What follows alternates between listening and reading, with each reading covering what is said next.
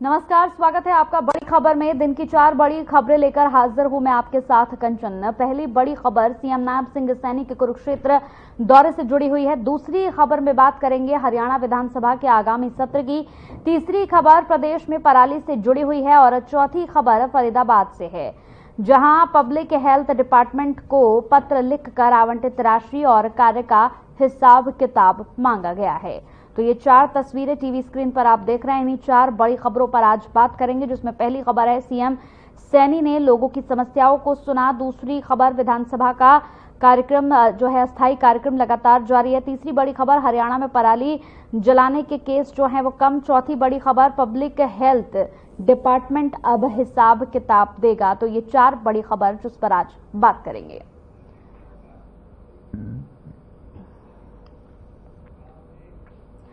चलिए बात पहली बड़ी खबर की करते हैं। सीएम नायब सिंह सैनी अपने विधानसभा क्षेत्र लाड़वा के उमरी गांव के दौरे पर पहुंचे। इस मौके पर उन्होंने विधानसभा क्षेत्र के 9 गांवों में धन्यवादी दौरे किए हैं। साथ ही कार्यकर्ताओं और समर्थकों से भी उन्होंने मुलाकात की। सीएम नायब सिंह सैनी ने गांव-गांव जाकर जनता से समस्याओं को भी सुना और इसी के साथ सीएम सैनी ने कहा कि जिस तरह अभी तक डबल इंजन की सरकार हरियाणा में विकास करती आई है, आगे भी इसी तरह के कार्य निरंतर जारी रहेंगे।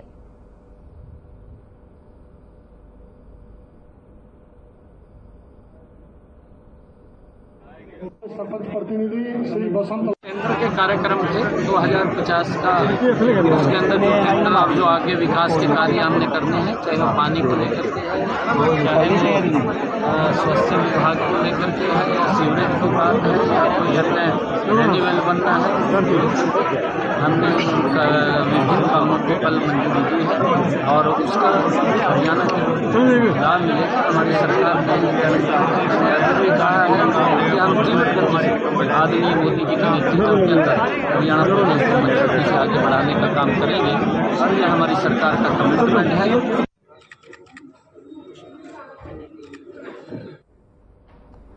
तो सीएम सैनी ने लोगों की समस्याओं को सुना और उन्होंने कहा कि प्रदेश में लगातार विकास कार्य जो हैं वो इसी तरह से चलते रहेंगे। जनता के लिए लगातार विकास के कार्य जो हैं वो किए जा रहे हैं और आने वाले समय में भी विकास के लिए जो तमाम कार्य हैं वो इसी तरह से चलते रहेंगे। आपको बताते चले कि सीएम सैनी जो हैं वो लाड़वा अपने क्षेत्र में पहुंचे और साथ ही साथ आपको बताते चले कि उन्होंने सभी यहां पर लोगों से बातचीत की और साथ ही साथ उन्होंने जनता को यहां पर आश्वासन दिया कि किसी भी तरह की कोई भी समस्या होगी तो उसके लिए लगातार तत्पर तैयार रहा जाएगा। तो सीएम नायब सिंह सैनी जो हैं वो लाड़वा गांव का दौरा करने के लिए पहुंचे। कार्यकर्ताओं और समर्थकों से मिलकर आभार भी उन्होंने जताया। इस पूरी खबर पर हमारे साथ ज्यादा बातचीत के लिए हमारे संवाददाता ओपी शर्मा फोन लाइन पर जुड़ गए हैं। ओपी शर्मा जी, सीएम नायब सिंह सैनी ने लाड़वा गांव का दौरा किया है और इस दौरान उन्होंने वहां पर जनता से बातचीत भी की और जनता को आश्वस्त भी किया कि किसी भी तरह की अगर समस्या होगी तो हर समस्या के साथ वो जनता के साथ खड़े हैं। देखिए कंचन, आज मुख्यमंत्री नायब सैनी का उनके गृह हल्के जो लाडवा है उसके करीबन 9 गांव का जो धन्यवादी दौरा है। जिस तरीके से विधानसभा चुनाव में करीबन 15,000 से आसपास जो नायब सैनी जीतकर जो है वहां पर पहुंचे, तो उसके बाद वो उनका धन्यवाद करने के लिए जो आज मुख्यमंत्री नायब सैनी जो पहुंचे हैं और धन्यवाद किया है और लोगों को कहा है कि जो डबल इंजन की सरकार है उसने हरियाणा में बेहतर काम किया और इसी वजह से जनता ने जो तीसरी बार जो बीजेपी को मौका दिया है, पूरे देश में प्रधानमंत्री नरेंद्र मोदी की नीतियों का एक परिणाम है जो हरियाणा में तीसरी बार जो है बीजेपी की सरकार बनी है। और ये हरियाणा के इतिहास में पहली बार हुआ है जब किसी भी पार्टी की तीसरी बार सरकार बनी है। तो कहीं ना कहीं मुख्यमंत्री नायब सैनी अपने लाडवा हल्के के लोगों का जो है वो धन्यवाद करने के लिए पहुंचे। करीबन 9 गांव का आज वो धन्यवाद करने जो है वो 9 कार्यक्रम शाम तक जो उनके चलेंगे और अब तक जो है 5 से 6 गांव के उनके जो प्रोग्राम है वो जो हो चुके हैं और उसके बाद मुख्यमंत्री शाम को जो है वो चंडीगढ़ पहुंचेंगे। जी, इसके साथ ही अगर ओपी शर्मा जी देखा जाए तो लगातार विपक्ष वो तो सत्ता में जो पार्टी होती है उस पर कई तरह के गंभीर आरोप लगाती ही है। लगातार अगर देखा जाए तो कांग्रेस कह रही है कि जितने वायदे किए गए थे उतने वायदों में से तो कुछ भी अभी तक पूरा होता हुआ नजर नहीं आ रहा है। उन्होंने ये भी एक आरोप लगाया है सरकार के ऊपर कि सरकार सिर्फ जुमलेबाजी करती है और सरकार जो है यहाँ पर जनता की किसी भी समस्या का समाधान करने के लिए यहाँ पूरी तरह से कैपेबल ही नहीं है। ये विपक्ष की ओर से एक आरोप लगाया जा रहा है। देखिए कंचन, लोकतंत्र के अंदर विपक्ष का भी एक अहम रोल होता है और विपक्ष का काम होता है सरकार के ऊपर एक वॉच डॉग यानी कि निगरानी का जो कहीं ना कहीं काम करना, और विपक्ष जो अपना काम करे। लेकिन मैं थोड़ा सा ये कहना चाहूंगी कि विपक्ष को अभी थोड़ा सा शांत रहना चाहिए। एक बार सरकार का जो पहला सत्र जो शुरू होगा 13 तारीख से, उसके होने के बाद और जो भी विकास कार्य होते हैं सरकार के, उनके ऊपर नजर रखी जाए। ठीक है, विपक्ष है वो अपनी ड्यूटी निभा रहा है, जनता ने उनको सरकार की निगरानी के रखने की जो जिम्मेवारी दी है और विपक्ष वही कहीं ना कहीं कर रहा है। लेकिन अभी फिलहाल सरकार अपने पेश में नहीं आई है। सरकार में ऐसी कोई अनियमितता या ऐसी कोई योजना नहीं आई है जिससे जो है वो कहीं ना कहीं मतलब सरकार के ऊपर सवाल उठे। हालांकि डीएपी खाद की कमी का एक मुद्दा जरूर कहीं ना कहीं हरियाणा में जो थोड़ा सा बनता जा रहा है और सरकार को इसके ऊपर जो ध्यान देना चाहिए, क्योंकि अगर कल की बात करूं तो कल जो भिवानी जिले का एक गांव है, वहां पर रोड जाम जो किसानों को डीएपी खाद नहीं मिलने के चलते करना पड़ा। वहीं अगर आज की बात करें फतेहाबाद में जो है पुलिस की मौजूदगी में जो डीएपी बढ़ा है, तो कुछ बातें हैं जो विपक्ष की सही भी हैं। और अब दिक्कत यह भी है ना कि किसान भी चाहते हैं कि जल्द से जल्द उनकी गेहूं की और सरसों की जो बिजाई होनी है वो जल्द से जल्द कहीं ना कहीं हो जाए। तो अब नो डाउट कि हरियाणा के अंदर जो है डीएपी खाद की कमी जो कहीं ना कहीं महसूस हो रही है। जी ठीक है, आप बने रहिए हमारे साथ, आगे भी आपसे और खबरों पर अपडेट लेते रहेंगे। तो लगातार जिस तरह से सीएम सैनी की हमने बात करी, सीएम सैनी जो है अपने क्षेत्र में पहुंचे, यहाँ लोगों की समस्याओं को भी उन्होंने सुना। रुक करते हैं अगली बड़ी खबर का। हरियाणा विधानसभा का शीतकालीन सत्र 13 नवंबर से शुरू होगा, जिसके लिए अस्थायी कार्यक्रम भी जारी कर दिया गया है। विधानसभा सत्र के लिए 13, 14 और 18 नवंबर का कार्यक्रम जारी हुआ है। राज्यपाल के अभिभाषण के साथ सत्र की शुरुआत होगी। पक्ष और विपक्ष दोनों ही सत्र के लिए पूरी तरह से तैयार हैं।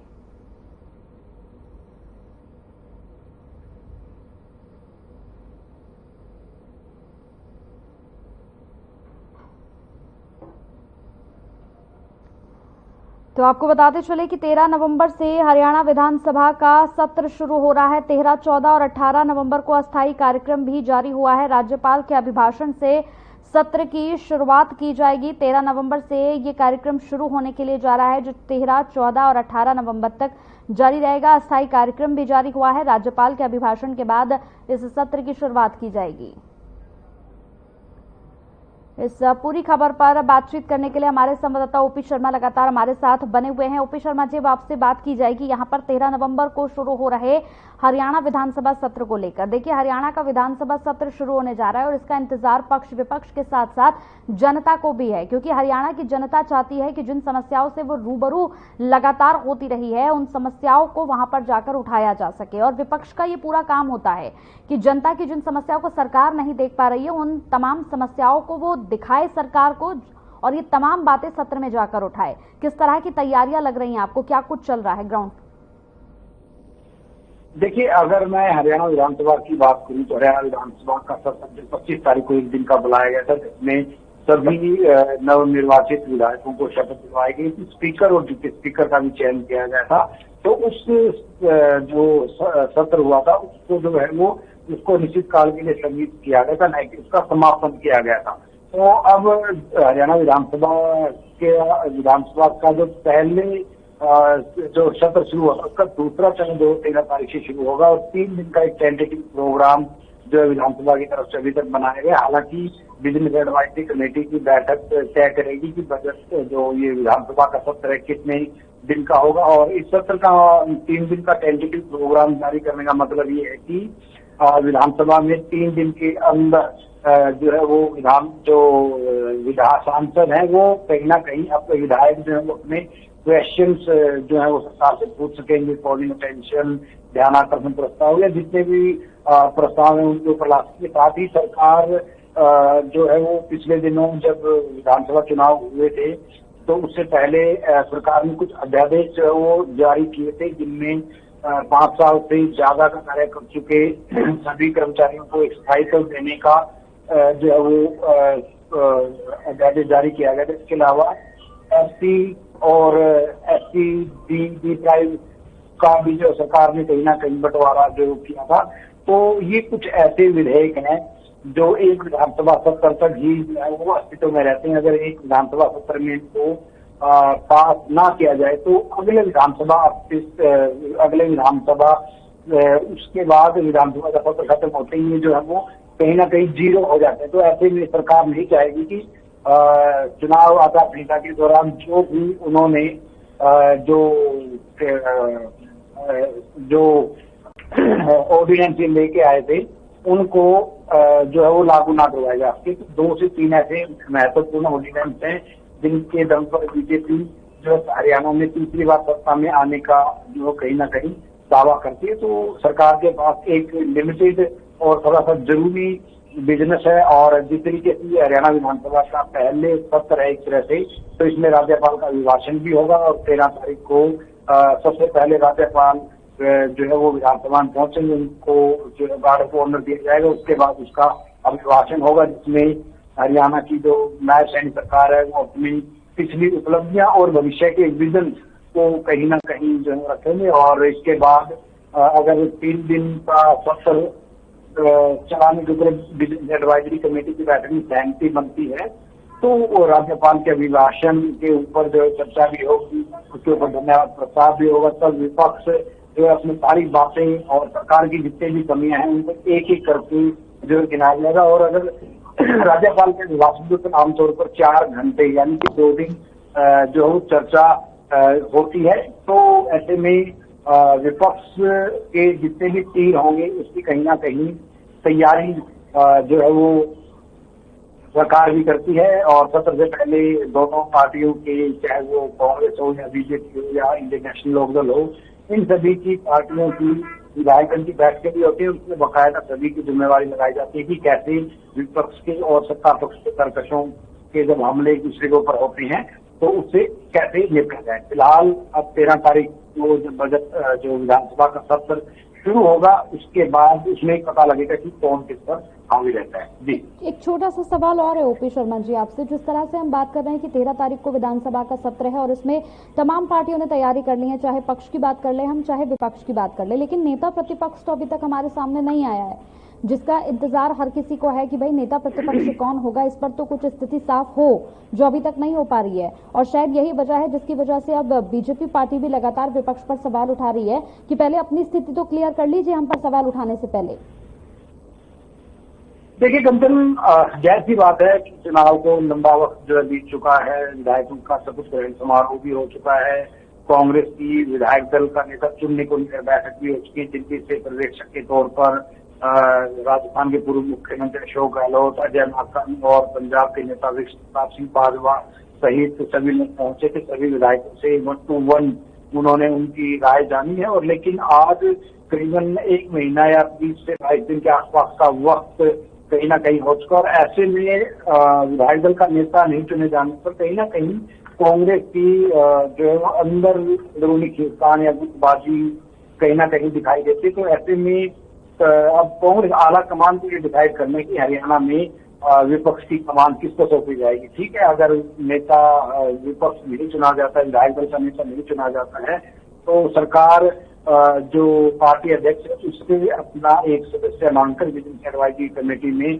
जो उसको शामिल कर सकती है। और अगर ऐसा नहीं करते तो बिना नेता विपक्ष के भी बिजनेस एडवाइजरी कमेटी का गठन हो सकता है और उसके अंदर जो सत्र की अवधि है वो चयन हो सकता है। लेकिन कहीं ना कहीं कांग्रेस में अभी भी शायद कुछ सही नहीं है, बहुत कुछ हो रहा है। कल जिस तरीके से हरियाणा कांग्रेस के जो प्रदेश अध्यक्ष भगवान ने तो खुद अपना चुनाव हार गए, इन्होंने कमेटी का जो वो गठन किया है, और उस कमेटी का जो मकसद है वो विधानसभा चुनाव में जो हार हुई उसके कारणों को कहीं ना कहीं जानने का है।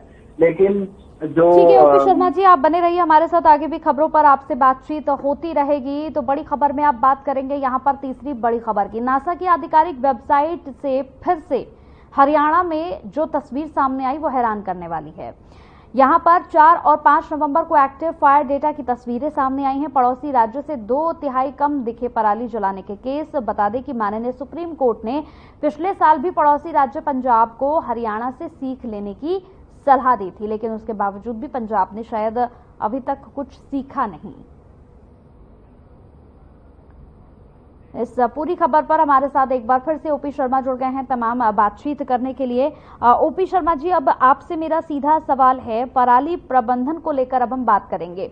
4 और 5 नवंबर को एक्टिव फायर डेटा की जो तस्वीरें सामने आई वो अपने आप में बहुत कुछ बयां कर रही है, क्योंकि अगर हम बात करें पहले इससे पिछले साल की, तो पिछले साल भी सुप्रीम कोर्ट ने यहां पर कहा था कि पंजाब को हरियाणा से बहुत कुछ सीखने की जरूरत है, क्योंकि पराली जलाने के केसेस कम थे। और इस बार भी कुछ इस तरह की तस्वीर निकलकर सामने आई है। ग्राउंड पर आप रहते हैं, क्या कुछ चीजें निकलकर सामने आ रही हैं?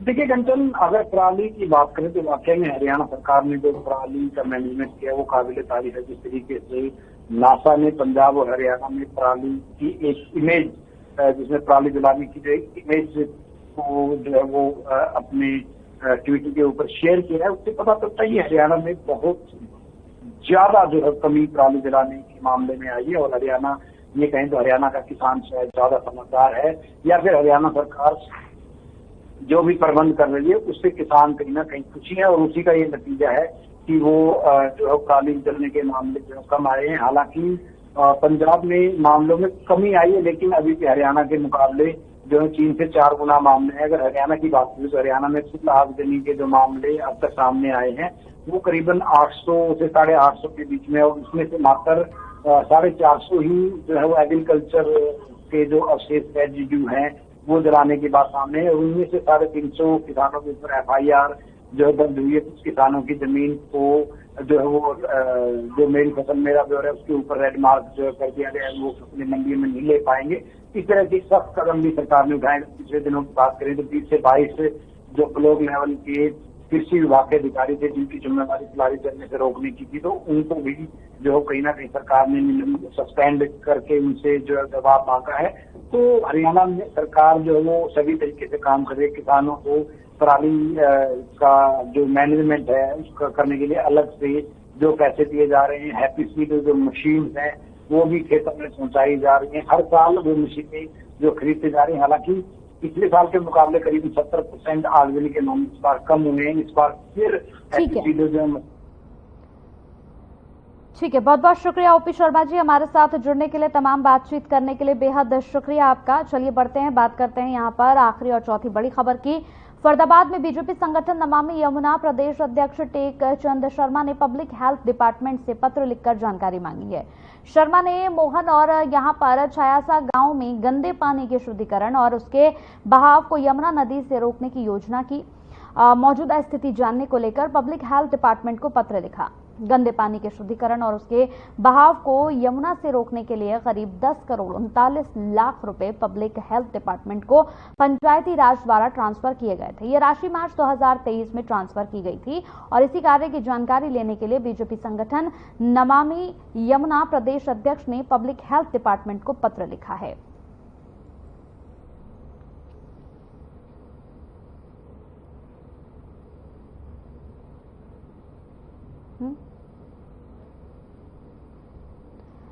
तो पब्लिक हेल्थ डिपार्टमेंट को पत्र लिखा गया। आवंटित राशि का हिसाब किताब भी यहां पर मांगा गया है।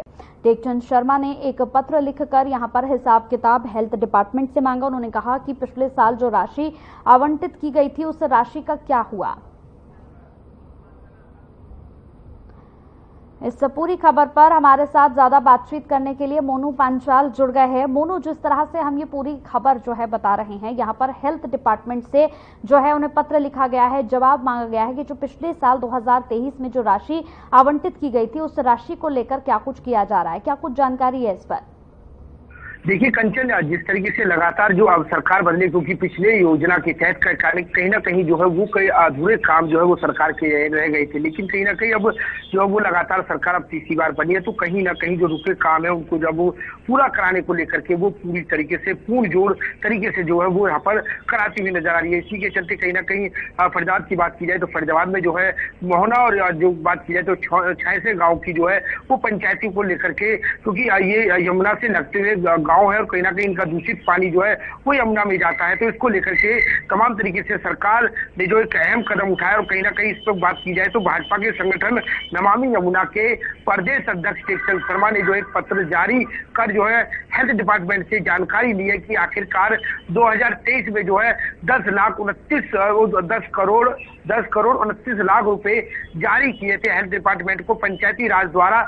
आखिरकार वो काम कितना हुआ है, किस तरीके का काम है, आखिरकार वो पैसा कहाँ लगा है, आखिरकार वो पैसा कोई गमन तो नहीं किया किसी तरीके का, इस तरीके से पत्र जारी करके वो जो है वो जानकारी ली गई है। लेकिन सबसे बड़ी बात यहाँ पर कंचन ये आती है कि आखिरकार 1.5 साल गुजरने के बाद भी आखिर पब्लिक हेल्थ डिपार्टमेंट की तरफ से किसी तरीके का कोई काम नहीं किया गया है। चाहे वो बात की जाए तो पंचायतों से जो है वो जमीन एक्वायर यहाँ पर करनी थी, जो है दूषित पानी का अभाव जो है वो यहाँ पर रोकना था, फिल्टर पानी के लिए तमाम तरीके से जमीन यहाँ पर एक्वायर करके उस पर काम करना था। तो तमाम तरीके से देखा जाए तो अभी तक धरातल पर जो है वो एक भी काम नहीं हो पाया। लेकिन सबसे बड़ी बात यहाँ पर कंचन ये भी देखने को मिल रही है, आखिरकार 1.5 साल गुजरने के बाद आखिरकार पब्लिक हेल्थ डिपार्टमेंट ने काम क्यों नहीं किया, ये सबसे बड़ी बात यहाँ पर है। इसी को जानकारी को लेने के लिए नमामि यमुना के जो प्रदेश अध्यक्ष है टेकचंद शर्मा, उन्होंने जो पत्र जारी करके जो है वो जानकारी ली है आखिरकार